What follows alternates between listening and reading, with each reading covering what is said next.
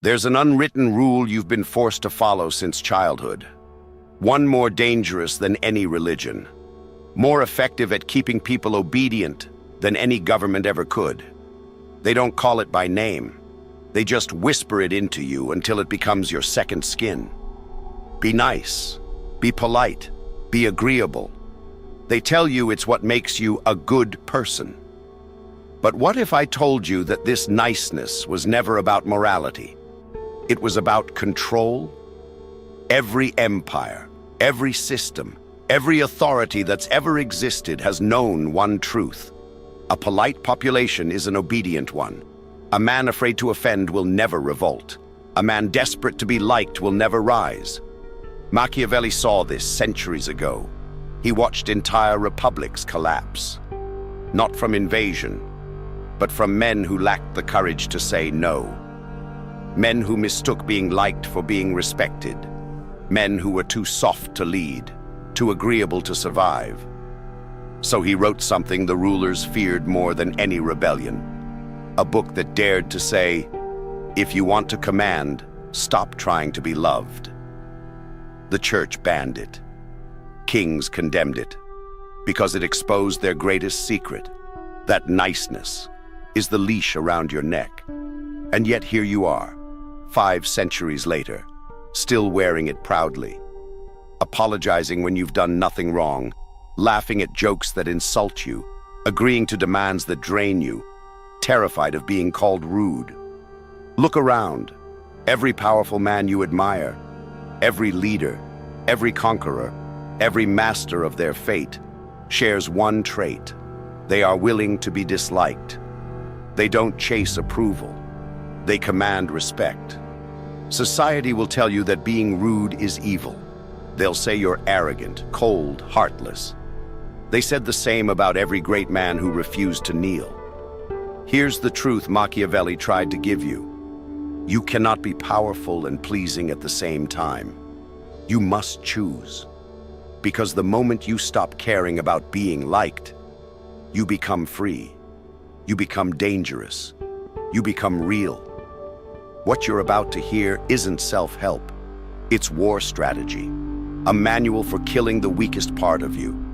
The obedient, smiling servant who fears rejection more than failure. You were not born to be agreeable. You were born to be formidable. So kill the people pleaser inside you. Not tomorrow, not gradually. Now, because the longer he lives, the more of you dies. There is a sickness spreading through modern men. Subtle, silent, and centuries in the making. It doesn't attack the body. It devours the will. It infects the spine. It leaves the mind sharp, but the spirit obedient. Machiavelli would have called it exactly what it is. A political disease disguised as a virtue. Most men don't even know they're infected. They think their politeness is morality. They think their silence is maturity. They think their self-sacrifice is noble. But beneath that mask lies the truth. People-pleasing is fear wearing a smile. The origin of the disease.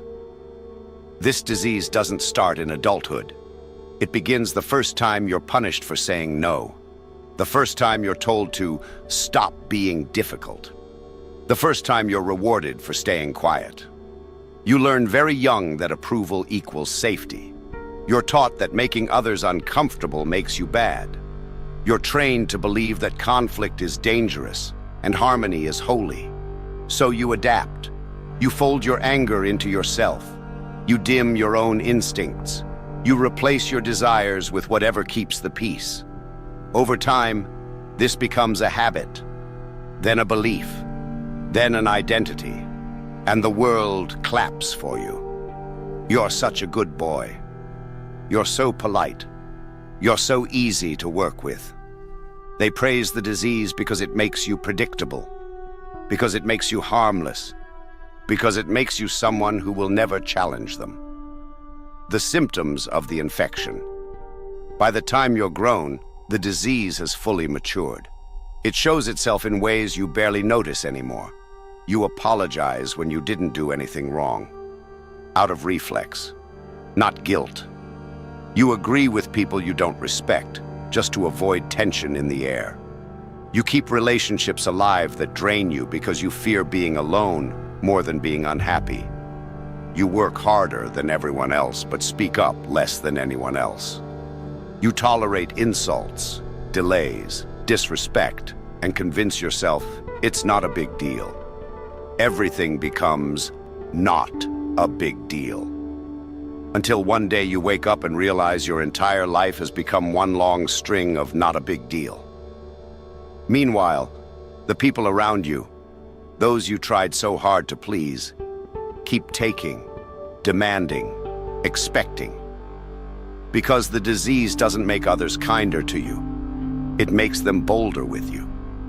Why the people pleaser always loses you. Think people appreciate your niceness. They don't. They interpret it. When you can't say no, they assume you have no boundaries. When you fear conflict, they assume you won't defend yourself.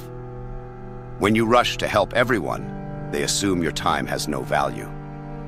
When you're too available, they assume you're not important. Human beings don't respond to kindness. They respond to cost, to consequence, to boundaries. A man without boundaries cannot command respect. He can only beg for it, usually without realizing it. This is the fatal flaw of the people pleaser. He tries to buy respect with kindness. But kindness is free. And what is free has no value. The world rewards scarcity, not generosity. Resolve, not agreeableness. Strength, not softness. And deep down, every man knows this. Even the people pleaser knows it. That's why he feels exhausted, disrespected, overlooked. He's living in a moral fantasy while everyone else is living in reality. The psychological trap. The people pleaser isn't just nice. He's addicted. Addicted to approval. Addicted to peace. Addicted to avoiding discomfort. Every yes gives him a moment of relief. A temporary high that says, at least no one is upset with me. But the cost is long-term spiritual decay. He trades his self-respect for temporary harmony. He trades his integrity for temporary approval. He trades his future for comfort in the present. And the worst part? He thinks he's being good. He thinks he's being noble. But there is nothing noble about being weak. Nothing moral about lying with a smile. Nothing righteous about sacrificing yourself for people who wouldn't do the same for you. The moment of realization.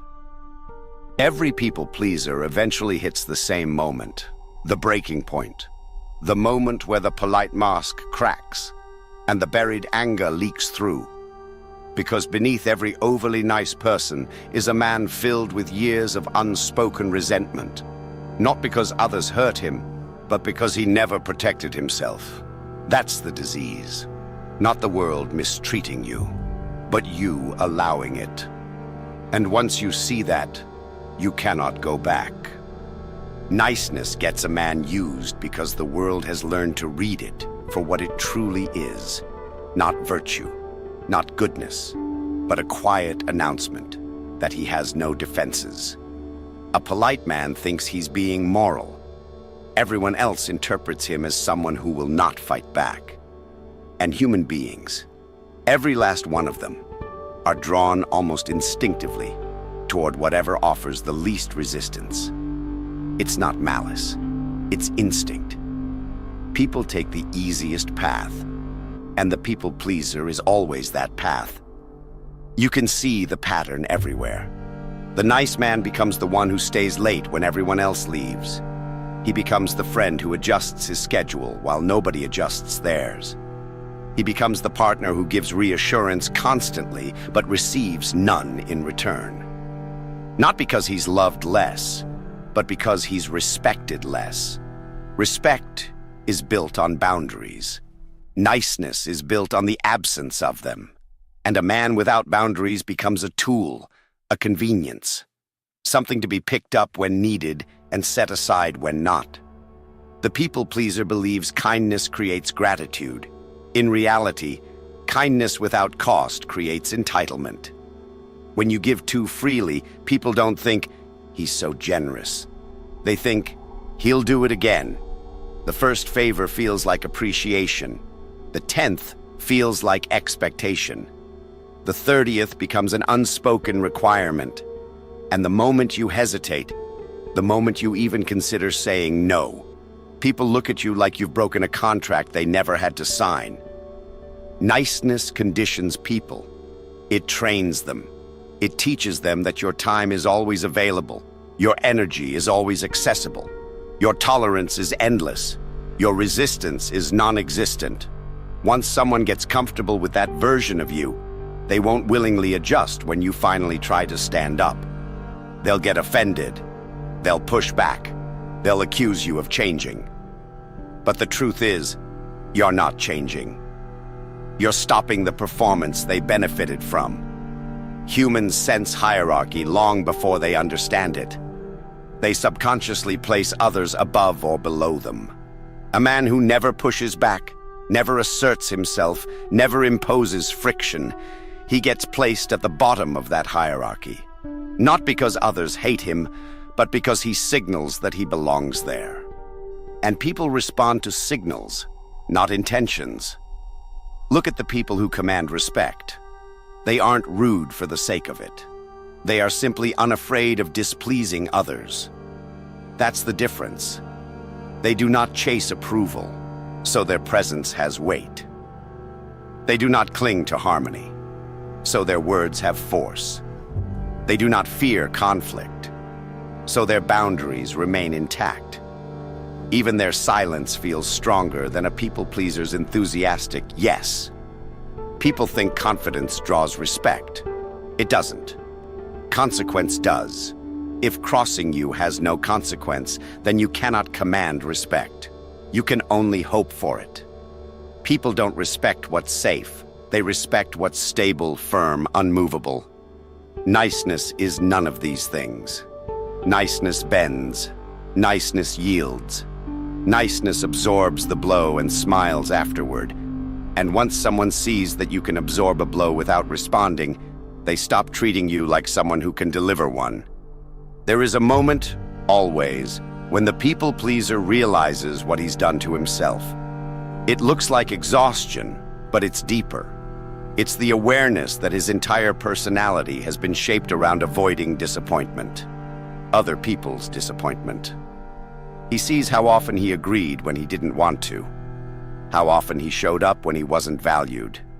How often he tolerated words and actions that would have made a stronger man walk away. And he feels resentment.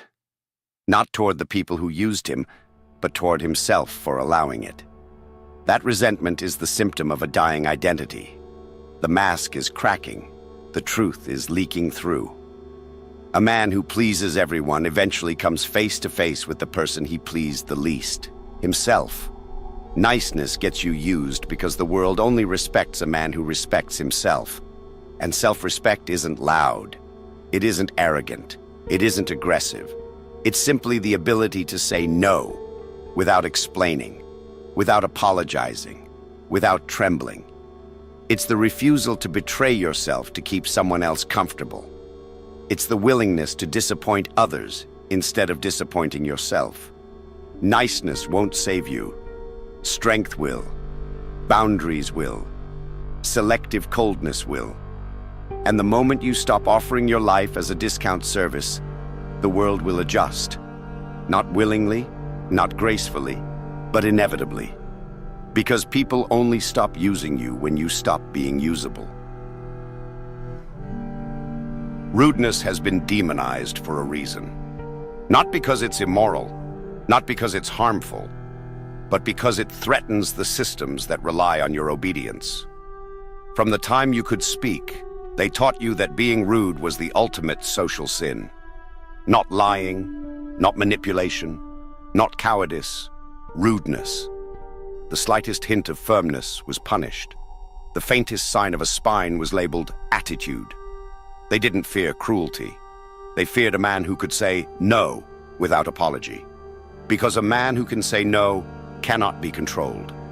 Rudeness, in its purest form, is simply the refusal to accommodate. It is the rejection of the unspoken rule that you must be pleasant at all times. It is the willingness to disappoint others. And that, more than anything, is what makes it powerful. The world doesn't bend for the agreeable. It bends for the unyielding. The people who get what they want aren't the ones who make everyone comfortable. They're the ones who make themselves impossible to ignore. A firm tone is perceived as strength. A direct statement is perceived as authority. A refusal, spoken plainly, is perceived as danger. Even the smallest act of blunt honesty shifts the psychological dynamic instantly. People stop assuming, they stop demanding, they start recalibrating, because suddenly you're not predictable anymore. You're not pliable, you're not safe, and humans respect what they can't predict. This is why rudeness feels like power. It's not the sharpness of the words, it's the boundary behind them. You've seen this dynamic your whole life. The coworker who says, "I won't be doing that," gets treated like a higher-ranking figure than the one who smiles and agrees.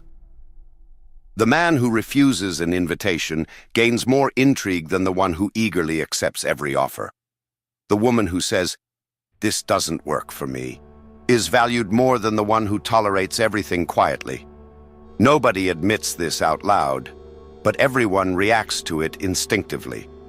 The person who refuses is the person with value, and the person with value is never ignored. Rudeness, real rudeness, is simply the courage to prioritize yourself openly. It's not theatrics. It's not cruelty. It's not aggression. It's clarity. A man who is willing to be blunt communicates something terrifying. He cannot be manipulated by guilt. Guilt is society's favorite weapon. Guilt is how they keep you polite. Guilt is how they keep you small. But the moment guilt loses its effect on you, the entire power structure flips. Suddenly, you are the one others adjust to. And here's the psychological secret no one teaches. People tolerate rudeness from the powerful, but punish it in the weak. If a leader snaps, it's dismissed as intensity. If a dominant personality speaks bluntly, it's called confidence. But if a timid man does the same, they call him disrespectful. Why? Because strength legitimizes rudeness. Weakness doesn't. This is why kindness works when it comes from a powerful man, but destroys a weak one. The powerful man's kindness is a choice. The weak man's kindness is a survival mechanism. One is respected. The other is taken advantage of. Rudeness changes this instantly. It tells the world, my kindness is optional now, not automatic. It introduces friction, and friction forces people to reevaluate their behavior. When you speak bluntly, you raise the cost of interaction. When you refuse politely, you raise the cost even further. When you state your boundaries without wrapping them in apologies, you raise the cost to its rightful level. Suddenly, you're no longer the discount version of yourself. You're full price. This is why rudeness feels like liberation, because for the first time, you stop begging for dignity and start enforcing it. Most people aren't prepared for this shift. They expect the old version of you, the agreeable one, the soft one, the one who was easy to predict. When they encounter your new tone, they'll call you rude, difficult, arrogant. They're not describing your behavior. They're describing their loss of access. Rudeness is what happens when you lock the doors they once walked through freely. Once they realize you are no longer afraid of disappointing them, the game changes. They adjust. They think before asking. They retract demands. They approach you with more care. They treat your time with seriousness. They choose their words more wisely. They become more respectful. Not because you became nicer, but because you became someone they cannot push. That is the true power of rudeness. It restores the balance. It returns you to yourself. It signals that your life is no longer a public resource. You stop being the cushion that absorbs every blow, and you become the wall they cannot move. And in a world built on pressure and expectation, there is nothing more powerful than the man who refuses to bend. Learning to become disagreeable is not about becoming hostile. It is about reclaiming the authority you surrendered without realizing it. The world taught you that being easy to work with makes you admirable, that being flexible makes you mature, that being endlessly patient makes you virtuous. But the truth is simpler and far more brutal. The man who fears disagreement fears himself, and the man who fears himself can never become powerful. The first step in transforming into someone formidable is understanding that conflict is not a threat. It is information. Most people avoid disagreement not because they are peaceful, but because they are fragile. They crumble when someone pushes back. They panic when their approval is threatened. They retreat the moment tension rises, as if tension itself is a sign they've done something wrong. This is the conditioning you must dismantle. You must become comfortable standing inside the heat of disapproval. Let people be irritated. Let them misunderstand you. Let them feel disappointed. Their emotions are not your responsibility. Their expectations are not your commands. Their reactions are not your burden. You are not here to manage their comfort. You are here to protect your sovereignty. Once you strip away the instinct to immediately appease, something strange happens. You begin to see how rarely disagreement escalates into anything dangerous. People push hard only when they sense you'll collapse fast. When you stop collapsing, they stop pushing. What you feared was never real. The conflict wasn't the threat. Your imagination was. And once you face it, you realize you were living under a spell cast by your own insecurity. The next stage is practicing blunt honesty, not cruelty, not emotional violence, just truth delivered without the sugarcoating you've used your whole life. This doesn't work for me. I'm not available. That's not my responsibility. I disagree. These are simple sentences, yet to the people pleaser, they feel like detonating explosives. And in a way they are. They destroy the version of you who relied on softness to survive. They break the pattern others have come to expect. They shatter the illusion that your compliance is guaranteed. You will feel guilt the first few times. You will feel the reflexive urge to explain yourself in long paragraphs, to soften your tone, to make sure the other person doesn't feel offended. Do not collapse back into that instinct. You are not responsible for managing reactions. You are responsible for maintaining truth. And truth requires simplicity. Over time, a new identity takes shape, one that no longer uses politeness as a shield. You begin choosing silence over people-pleasing. You begin valuing your own comfort over the comfort of those who drain you. You stop volunteering for unnecessary tasks. You stop accepting invitations out of obligation. You stop pretending to agree when your mind burns with contradiction. And slowly, without fanfare, you become someone who is not shaped by external demand, but by internal standards. People will notice. Some will respect you more. Others will resent you. Those who benefited from your softness will accuse you of being different, cold, rude, selfish. Remember something. When you stop sacrificing yourself for others, they will interpret it as betrayal. Their disappointment is not a sign you've done something wrong. It's a sign you've stopped doing something wrong.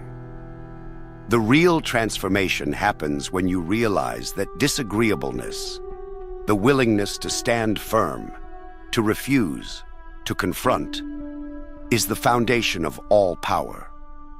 Every strong leader, every influential personality, every respected individual shares one trait. They are willing to create friction. They do not chase harmony. They do not fear tension. They do not adjust their identity to fit the room. They let the room adjust to them. When you become this way, your presence changes. People speak to you differently. They anticipate your boundaries. They consider your time valuable. They think twice before placing burdens on your shoulders. They do not assume access to you. They do not assume your agreement. They do not assume your compliance. You become someone who must be approached with intention, not assumption. And that is the essence of power, being someone whose reactions matter, being someone whose boundaries alter behavior, being someone whose presence imposes structure. Disagreeableness is not darkness, it is clarity. It is the ability to navigate the world without betraying yourself in the process. You are not becoming rude, you are becoming real, and the world only respects what is real. There comes a moment in every man's life when he realizes something unsettling. Most of what he calls kindness was never kindness. It was strategy. It was fear. It was a way to make the world less dangerous by making himself smaller. You soften your voice so you won't provoke anyone. You agree quickly so no one thinks you're difficult. You suppress your needs so you're never seen as a burden. This is how the people pleaser survives, by disappearing a little more each day.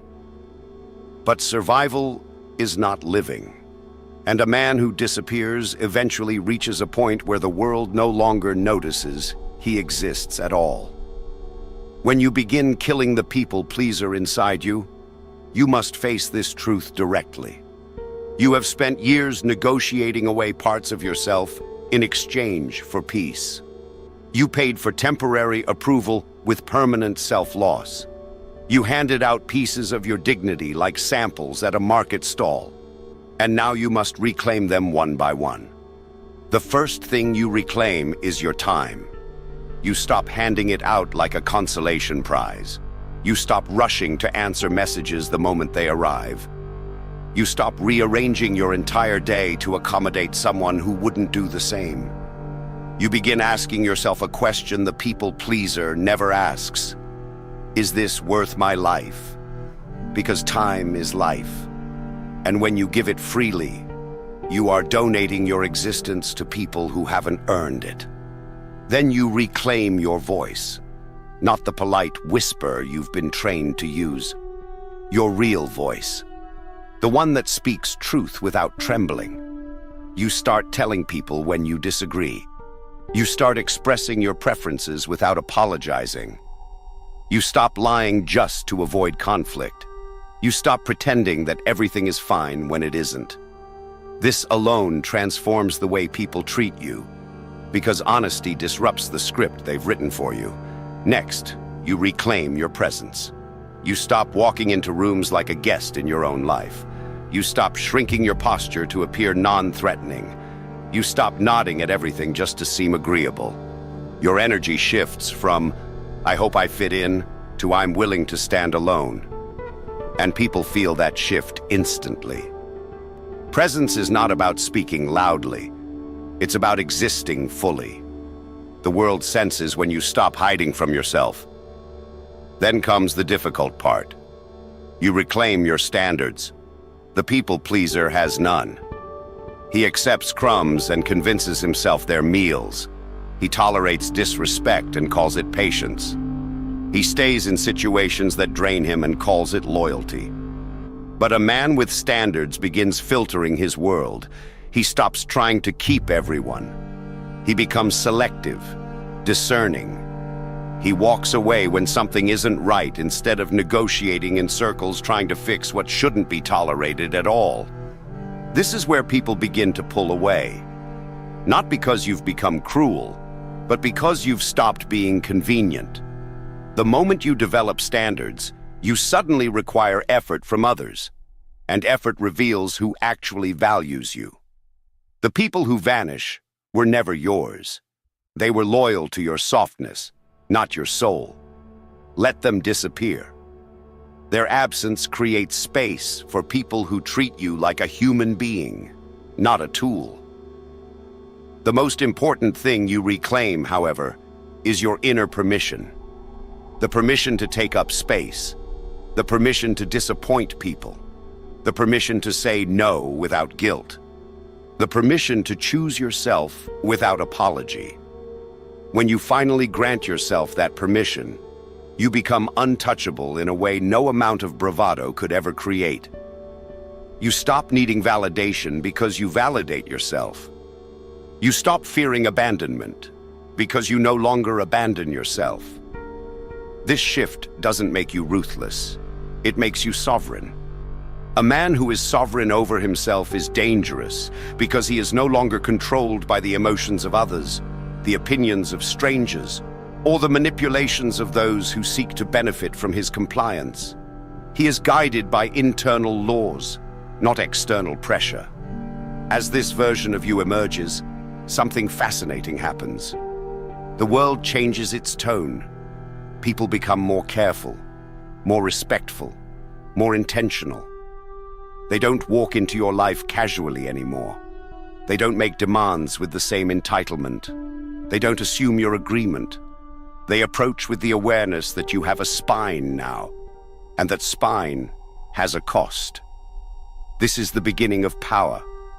Not dominance over others, but dominance over yourself. The man who commands himself commands his environment. And the man who commands his environment alters the course of his life permanently. There comes a stage in your transformation when something subtle but unmistakable shifts inside you. You stop negotiating with yourself. You stop asking permission from a world that never cared about your comfort in the first place. You stop translating your desires into softer versions so others won't feel threatened. What emerges is a man who acts from a center that cannot be bent, manipulated, or guilt-tripped. A man who is no longer living in reaction to other people's emotions. A man who has stepped into the dangerous freedom of being unapologetically himself. This version of you does not shout. He does not posture. His power is quieter, colder, sharper. It comes from the absence of fear, not the presence of aggression. He no longer wastes energy trying to be liked. He doesn't chase understanding. He does not soften the truth to avoid discomfort. He simply exists as he is, and that alone changes the dynamics of every room he walks into. People notice it immediately, even before you say a word. There is a heaviness to you now, a gravity. You carry yourself like someone who has stopped minimizing his presence. You do not rush to fill silences. You do not perform friendliness. You do not fake enthusiasm. Your stillness speaks louder than the old version of you ever could. The world looks at you differently because you are no longer signaling weakness. You become a mirror that reflects people back to themselves. Those who are strong will respect you. Those who are insecure will fear you. Those who once relied on your softness will resent you. But none of these reactions touch you anymore. Your self-worth is no longer out there. It's in here, locked beneath your ribcage, untouchable. Being unapologetic doesn't mean you stop caring. It means you stop contorting. It means you stop abandoning yourself to maintain a peace that always cost you too much. You no longer fear being misunderstood because you finally understand yourself. You no longer fear being alone because you finally enjoy your own company. You no longer fear disappointing people because you finally stopped disappointing yourself. This shift terrifies the world because it eliminates their leverage over you. They cannot guilt you. They cannot pressure you. They cannot shame you into compliance. They cannot use your desire for approval against you because you no longer desire it. You have stepped outside the psychological cage they spent years building around you. And freedom, real freedom, makes you unpredictable. Your relationships transform. You stop tolerating half-effort. You stop accepting conditional respect. You stop entertaining people who only show up when they need something. The moment someone senses that you will not beg, will not bend, will not cling, the dynamic either purifies or dissolves. The ones who stay treat you with the seriousness you always deserved. The ones who leave were feeding on your weakness, not your warmth. Your decisions transform. You no longer choose the safe option by default. You no longer sacrifice your own progress to avoid upsetting others. You no longer dilute your ambitions just to keep the peace. Every choice becomes cleaner, harder, more honest. You start building a life that is aligned with who you are, not who you pretended to be. Your standards transform. You stop explaining why something is unacceptable. You stop repeating yourself. You stop negotiating with people who aren't negotiating in good faith. You do not raise your voice, because raised voices are for men who lack power. You simply walk away, and the act of walking away becomes the strongest declaration of self-respect you have ever made. The rise of the unapologetic self is not loud. It is not dramatic. It is the quiet death of the boy who needed approval, and the birth of the man who doesn't. It is the end of the psychological slavery you carried since childhood. It is the collapse of the identity that kept you useful to everyone but yourself. And once this shift happens, something irreversible takes place. You stop living reactively and start living architecturally. You build, you choose, you define, you lead. You no longer wait to be chosen. You choose yourself first and let the world adapt. This version of you is not rude. He is undeniable, not aggressive, uncompromising, not cruel, unbreakable. You've come this far. You've seen the truth most people spend their entire lives avoiding. You've watched the old version of yourself fracture, collapse, and finally die. And now you stand as someone the world can no longer mold, guilt, or control.